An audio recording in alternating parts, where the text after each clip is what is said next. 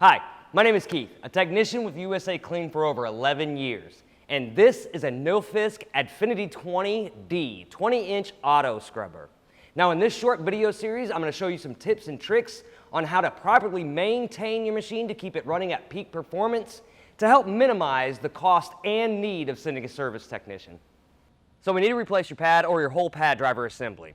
Here's how you do it. First, key on your machine. Now make sure the deck is in the up position and press your pad release button.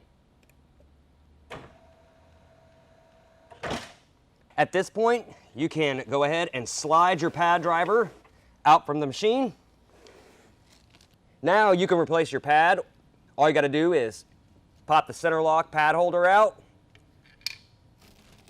Do that. Put your new pad on. Now if you need to replace your pad holder, you're going to need to get the bottom and the top. They come as a set.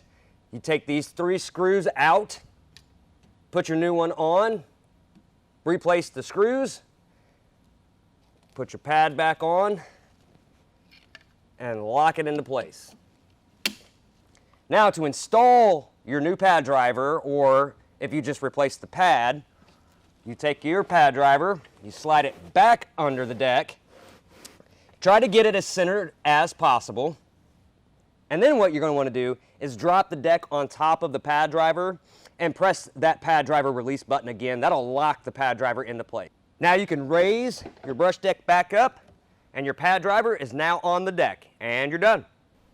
Once again, my name is Keith. Now for all the parts listed in today's video, plus thousands of diagrams and how-to repair guides, be sure to click the link in the description below or visit us on the web at USACLEAN.com. Now, if you liked what you watched, go ahead and click that like button and subscribe for future videos. Stay safe and thanks for watching.